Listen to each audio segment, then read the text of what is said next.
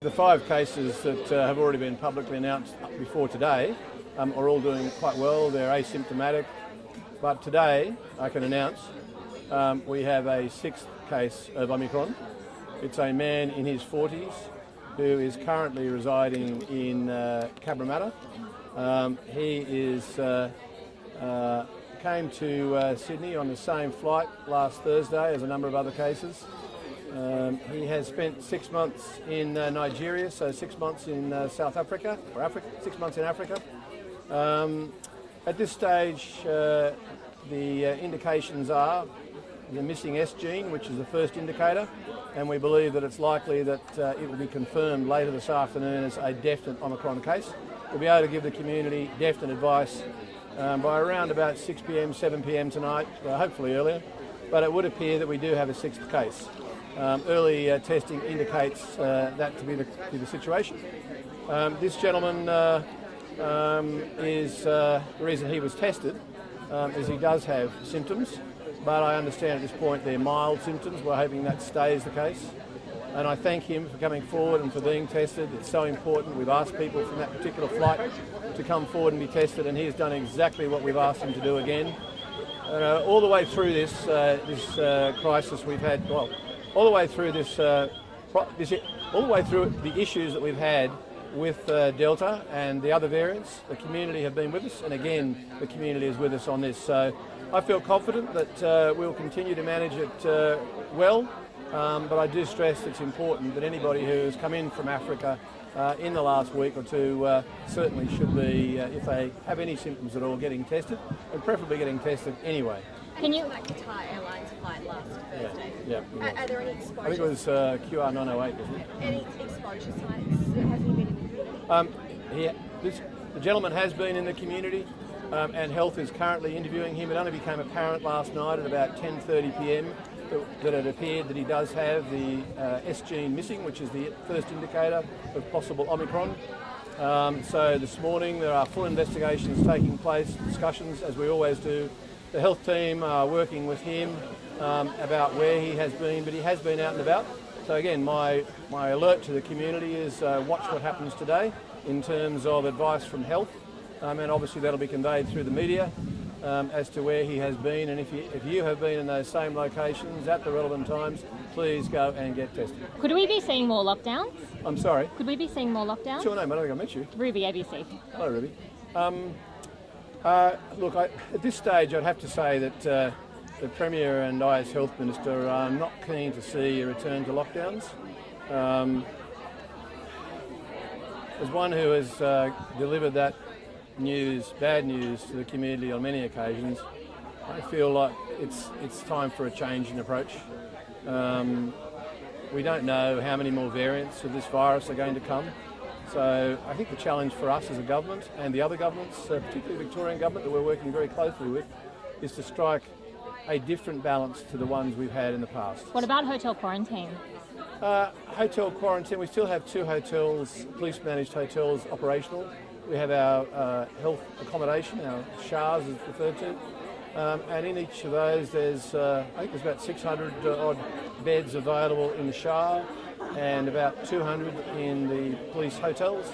So we still have capacity going forward for the time being, and certainly as someone who's seen all the challenges of hotel quarantine, I'm not keen to be going down that path, but there needs to be further discussions. Minister, the strike rate... Sorry, there needs to be further discussions as matters develop. Damo and then you, sorry. The Minister, the strike rate from this flight, this Qatar flight, is now 6 from so 6. Far. Do you know how many more people, firstly, do you know how many passengers were on that flight? And do you know how many passengers may have, began their flight from Southern Africa? Damo, I did know a couple of days ago and I don't remember. So we'll have to get that information for you. Does that concern you that you've got 6 people who've been in Southern Africa on that plane, so you fear that, the strike rate is strong? You think that everyone else... Certainly it evidences what we already know from the first evidence out of South Africa, and that is transmissibility of this particular variant, Omicron, is quite high. What we don't know definitively at this point is whether or not it was picked up on the aircraft or picked up in the various periods that people were in those southern African countries. But yeah, it's further evidence that it's quite a transmissible quite a transmissible variant of the virus we've been fighting now for almost 2 years. Minister, in terms of testing, Sorry, there first and then you, Amelia. other cases on that flight that were under investigation yesterday. Do you know if there's been any transmission on the flight? And also, what has Dr. Chant's recommendations been or advice been to the government so far? Well, lots of advice, actually. I think I've already spoken to her 3 times today, and I don't know how many times last night with text messages. So, look, I think it's fair to say that all of the epidemiologists in the country are struggling with exactly what should happen. Obviously, they would err on the precautionary side because that's their job. The government's job is to weigh up the epidemiologist's advice, the mental health impacts that are advised to us, potential mental health impacts from the broader health team, the economic issues, and we're looking very closely at all those issues. Certainly lots of discussions going on at senior levels in the government, but yesterday was National Cabinet, and I think it's fair to say that there is a unity ticket with the national government, with Victoria and New South Wales. We're not keen to see a return to lockdowns, and we're just watching closely. Amelia, sorry, ladies first on that one, because you're going before you. In terms of testing at the moment, is every test in New South Wales being checked for this genomic sequence, or only people who've just spotted Actually, New South Wales Health Pathology is going back through tests that have come in the last couple of weeks. I think they're up to about 300 so far. So far, there's been no other cases identified. So is every test being checked, or only if it's considered an exposure? Well, obviously, it wouldn't be absolutely every test because a lot of the tests are from people here. But if they've come in from those areas and we're aware of it, yeah, they're being tested back. They're going through it again. Because there was no awareness of the Omicron until, was it last Thursday or Friday? Wasn't it? Seems like a lifetime ago already, but it was only a few days ago. So positive tests for people who've been overseas are being rechecked for the past few weeks? No, just tests that have been done for people who've come in from Southern Africa in the last couple of weeks. Health is going through those and just double checking them through further pathology tests, looking for the indicators of Omicron. And as I've said now a couple of times, there's an S gene, which if it's not present, is an early warning red flag that this may be Omicron. Minister, two other questions going forward. The number of people who are getting vaccinated, certainly the first doses, has really begun to slow down to just a couple of hundred a day in terms of the 16 plus number. Do you think we'll get to 95%?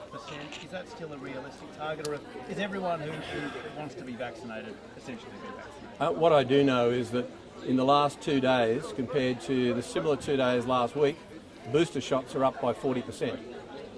That's just the usual pattern that we've seen. Every time a new variant arrives or there's a new focus on the virus, a lot of people wake up to the reality that you're living in a pandemic.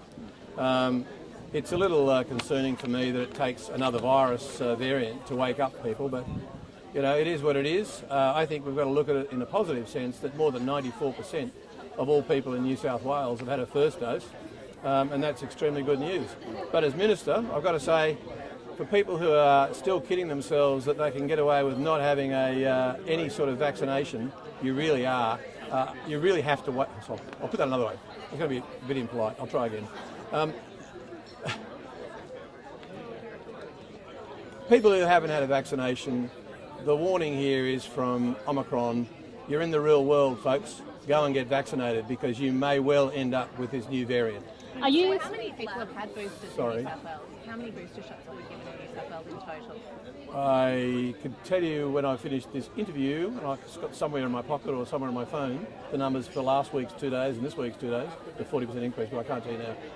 Only so many figures can be held in one minister's head. Amelia. This Westmead lab is growing at the variant 2 tested. Yes. Have there been any preliminary results from that? Well, the lab is taking...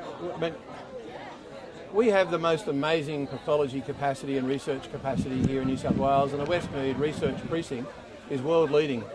They are working on the genomic sequencing of this particular variant, and we're hoping that they will get that very, very soon, but at this point I can't give you any further updates.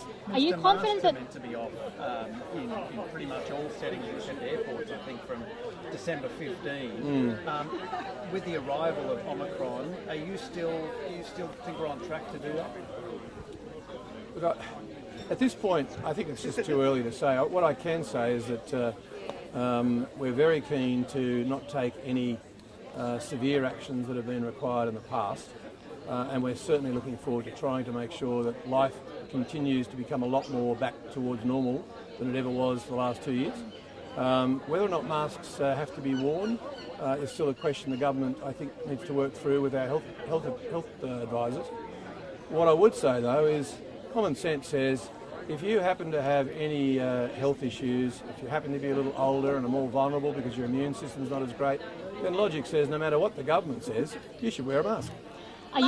Are you confident that the increased penalties brought in yesterday for return travellers will stop people who are meant to be isolating from venturing outside? One of the real concerns that we've had in the last couple of weeks is advice from our public health team that a very substantial proportion of people who had returned from overseas, who had agreed to have a PCR test, had failed to do so. Well, there's now a $5,000 red flag for everybody. Get serious about it, because we are serious as a government and as a community, and we need you to help keep us safe.